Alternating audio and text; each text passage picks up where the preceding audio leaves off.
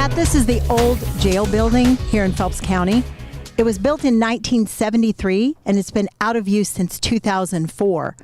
But plans are currently underway to renovate this building to house more prisoners. I spoke with Sheriff Rick Lisenby and the jail administrator, who's Lieutenant Matt Schultz, about the project. Sheriff Lisenby, tell me what prompted the need for jail space here in Phelps County. Well, the population has increased here in the new jail. We're up to around 200 prisoners down here now. We knew that somewhere down the line we were going to have to face finding another facility or doing something to expand this one.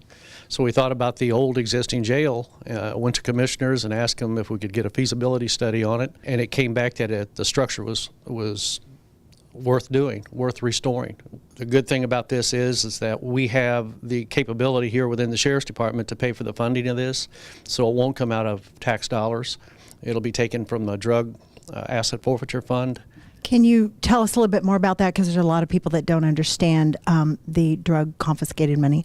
Well, what happens is we have a criminal interdiction team on the interstate. So anytime they make seizures out there, drug seizures or money seizures, and it goes asset forfeiture fund federally. And if the feds will adopt the case and take the case, then we get a percentage of some of that money that comes back. And fortunately, we do have enough money. We feel that we could be able to utilize this building and put it back into use. Tell me about the partnership between Phelps County and the federal government as far as prisoners is concerned. Well, we hold federal prisoners here for the U.S. Marshal Service for the federal system out of the Eastern and Western District. And we also hold federal prisoners here for the Jeff City federal system for the court. That we've contracted with them to hold them. We have a facility that they want to use. They like what we have here, and they want to utilize it.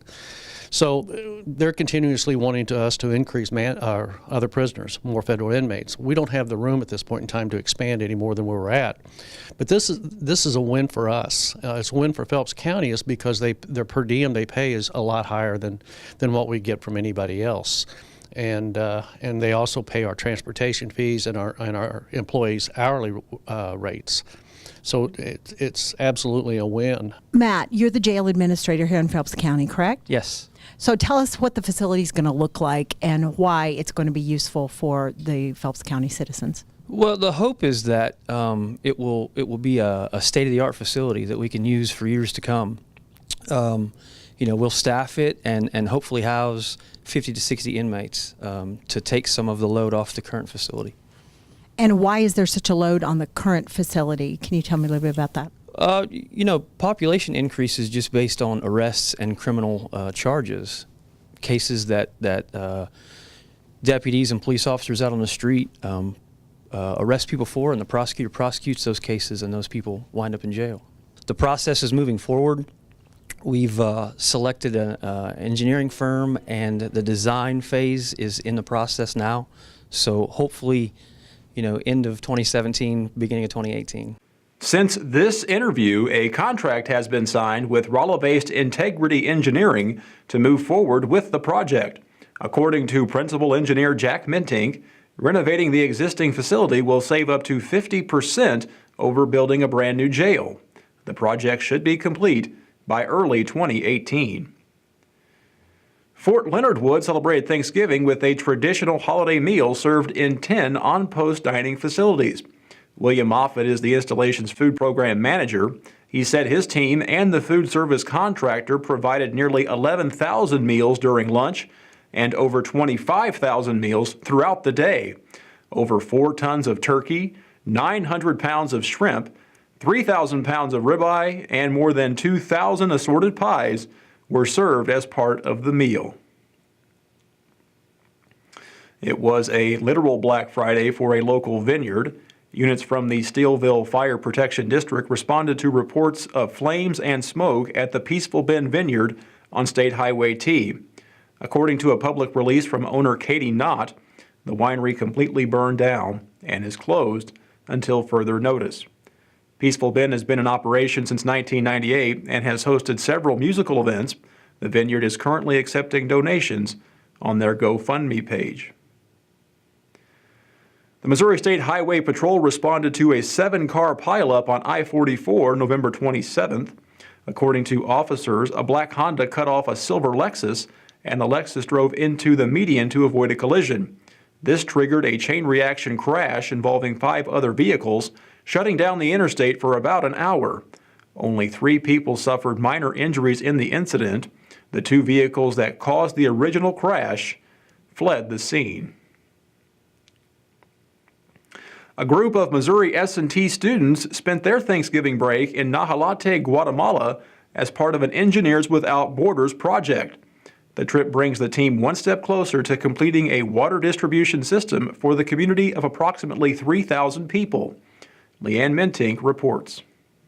Matt, I'm here with Chad Barton. Chad, tell us a little bit about your project.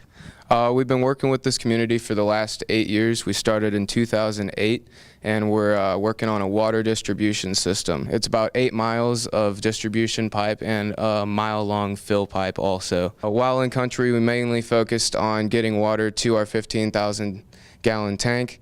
To do that, we had to install our pump and also get 3-phase electricity from the government. So we had to negotiate a price on that. And that was interesting, to say the least. So are you nearing the end of this project? Yes, we should be wrapping up in the next 6 months to a year. We have just a few small things. We have to install a chlorination pump and make sure the water has no pathogens and viruses and things of that nature. So tell me, for you personally, what was the most impactful part of this particular trip in November? Definitely, I believe in America we kind of take things for granted, and maybe people aren't as happy, but well, I guess just in comparison to the people in Guatemala in this community, they have so much less than us, and they're so much happier. Chad Barton is a civil engineering sophomore at Missouri S&T and says he hopes to continue his work with Engineers Without Borders after graduation. Ward 3 Councilman Kelly Long moved to do nothing at the last Rolla Council meeting on November 21st. Not only that, but by doing nothing, the city is set to receive a check for over $36,000. This is due to Rolla's inclusion in a settlement against TracFone Wireless. According to the class action suit, TracFone violated an ordinance in several cities that levies a tax on any person or company supplying or furnishing telephone services. While not an active participant, the city of Rolla qualifies to receive part of the settlement along with 355 other towns across Missouri, including Doolittle, Bell, Houston, Owensville, Salem, and Vienna. The Missouri Department of Economic Development released their October jobs report on November 17th, and the news is good. Stats show that Missouri is certainly not in decline, with unemployment down to 5.1%. Our state gained nearly 51,000 jobs in the past 12 months. Overall, 2.8 million Missourians are currently employed. Governor Nixon said that the report demonstrates the significant growth we continue to make, helped by investments in quality education, workforce training, and economic development incentives. The Greater Ozark Center for Advanced Technology is now the focus of national recognition. The state-of-the-art facility provides training for traditional education as well as technology skills currently in demand by manufacturers. The GoCat facility in West Plains received the 2016 Top 5 Award from Expansion Solutions magazine. The award is bestowed on those areas that have shown progress in the area of development, as well as areas that have a pro-business climate and potential for growth. The magazine also named West Plains as one of the nation's top 10 best small towns in 2013. Lastly, the Christmas season is upon us, and you can expect to see several related stories on the recap in the next few weeks. I'm leaving you with video of Santa's Magical Kingdom in Eureka. Shooting video while driving is not advised. Until next time, I'm Matt Wacker. Thanks for watching.